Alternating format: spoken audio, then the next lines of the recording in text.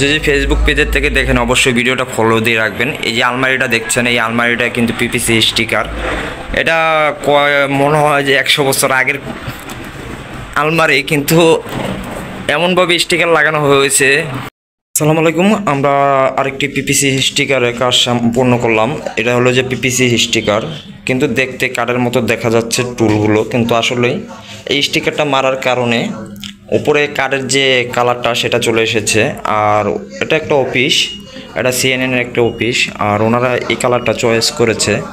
এখানে যতগুলো টেবিল দেখছেন সবগুলো টেবিলে কিন্তু খুব দক্ষ টেকনিশিয়ানের মাধ্যমে খুব নিখুঁতভাবে কাজ করেছি। এখানে কিন্তু দলে কিন্তু এই যে অনেকে কাটা বেশ কম হলে কিন্তু 19-20 হয়, কিন্তু আমরা যে কাজ করেছি খুব ফিনিশিংভাবে, কাজ কিন্তু খুবই ফিনিশিং হয়েছে।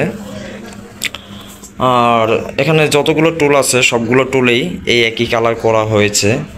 এখানে অনেক টুল আছে, সবগুলোই পিপিসি স্টিকার দিয়ে কালারগুলো করাইছে।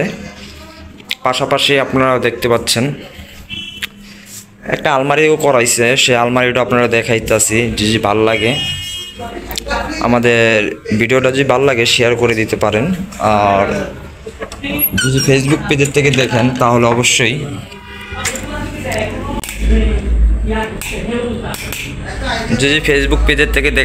ভিডিওটা ফলো দিয়ে রাখবেন। এই যে আলমারিটা দেখছেন, এই আলমারিটা কিন্তু পিপিসি স্টিকার। এটা মনে হয় যে 100 বছর আগের আলমারি, কিন্তু এমনভাবে স্টিকার লাগানো হয়েছে দেখলে যে কেউ দেখলে বলবে যে এটা আজকে মার্কেট থেকে বা শোরুম থেকে আজকে এটা কিনে আনা হয়েছে, কিন্তু না, এটা কিন্তু প্রায় 100 বছর আগের আলমারি। ও মূলত আপনার যে অফিসগুলো আছে এগুলাতে আপনার আলমারিগুলো সহজে কিন্তু পরিবর্তন করে না ওনারা।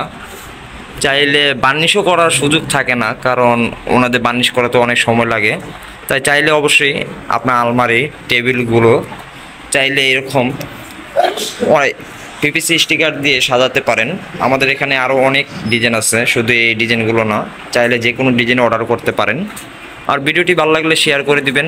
আর আমাদের কাজগুলো কেমন হয়েছে অবশ্যই কমেন্ট বক্সে জানাবেন। আজকের মতো বিদায় নিচ্ছি, আসসালামু আলাইকুম।